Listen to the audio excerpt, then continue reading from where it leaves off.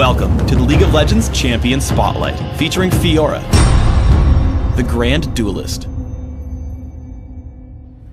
Fiora is a melee fighter, duelist, and carry, adept at navigating through combat, dealing with counterattacks from her foes, and dealing tons of damage to specific targets. A properly played Fiora will dominate opponents with almost no chance for escape. Fiora's passive is Duelist.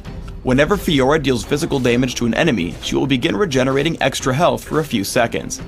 If she damages an enemy champion, this effect will actually stack upon itself up to a cap. Lunge causes Fiora to dash to target enemy, damaging it on arrival. Lunge can be used a second time to dash again to the same or a different enemy before going on cooldown. Lunge's primary purpose is to close the distance to enemy targets, so take 1 point early, but it doesn't need to be maxed until level 18. Riposte passively grants Fiora bonus attack damage, empowering her physical abilities and basic attacks.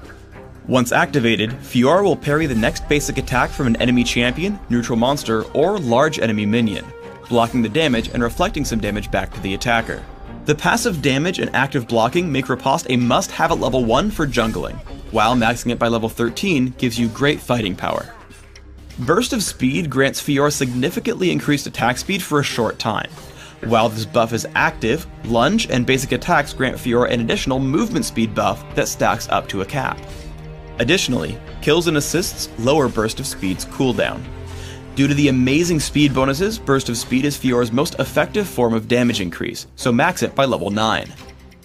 Fiora's ultimate is Blade Waltz. After targeting an enemy champion, Fiora dashes around, striking all nearby enemy champions at random. She can hit the same target multiple times, but repeat attacks deal reduced damage. Additionally, she will always come back to hit her initial target with the final blow. These strikes also apply on hit effects such as Lifesteal and Black Cleaver's Armor Shred. The amazing damage growth on Blade Waltz should have you taking it whenever available, at level 6, 11, and 16.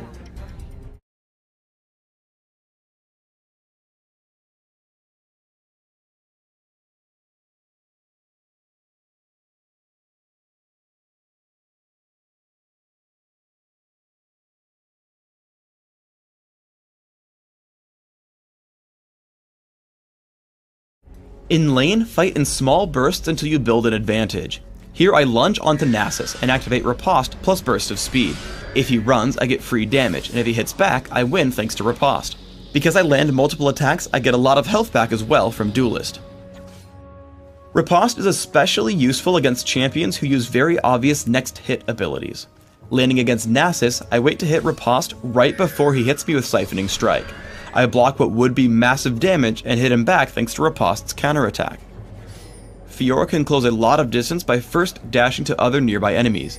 Here I come to gank Sion, so I lunge first onto an enemy minion and then onto his face. I hit Burst of Speed for some damage, and once the attack speed ends, Blade Waltz to pick up the kill. If you like playing champions like Nasus who use these big attacks, you'll want to bait Riposte. Nasus comes at me with Siphoning Strike, and I tap Riposte thinking he'll swing at me. Instead, he just backs off, waits a second, and then smacks me for tons of damage. When fighting against Fiora, pay special attention to Burst of Speed, as it's her primary steroid ability. Right as I activate Burst of Speed, Sion tags me with Cryptic Gaze. Not only can I not utilize the bonus attack speed while stunned, but I also can't trigger the bonus movement speed because I can't attack.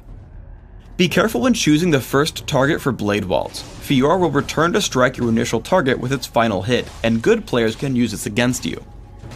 Here I make the mistake of targeting Jarvan near his turret. He flashes to his turret and hits me with Cataclysm, completely locking me in turret range until I die. Because Blade Waltz benefits from lifesteal, you should wait to use it until you've taken some damage. As we get into a teamfight, I open with Lunge and get onto Ashe with Burst of Speed and Riposte. Once I get low, I target her with Blade Waltz. It takes me out of combat so I stop taking damage, heal a lot of it back, and then continue fighting with a new, much larger health pool. For runes, your focus should be on dealing as much physical damage as possible, while also being able to survive in battles. Because of this, I recommend armor penetration marks, flat armor seals, magic resist per level glyphs, and flat attack damage quintessences. Mastery should serve the same end. Deal as much damage as possible, but make sure you can survive melee fighting. I recommend 2190 masteries, taking all the standard physical damage increases in offense, plus bonus armor and health in defense. For summoner spells, take Smite if jungling, and consider summoner spells such as Ignite, Exhaust, Ghost, and Flash. In Classic, your item goal should be to gain as much damage as possible while also picking up some lifesteal. Open with a Vampiric Scepter when jungling, or otherwise, grab Cloth Armor and 5 health potions. Take a Wriggle's Lantern and Berserker's Greaves as quickly as possible. The major items to take here are Bloodthirster, Infinity Edge, Yomu's Ghostblade, Last Whisper, and finally a Frozen Mallet. In Dominion, you want an almost identical build. Open with Prospector's Blade, Boots of Speed, and a couple of health potions. Then, rush for Berserker's Greaves and Sanguine Blade. Add Infinity Edge, Last Whisper, and Phantom Dancer. If you need more durability, consider Frozen Mallet, Odin's Veil, or Guardian Angel.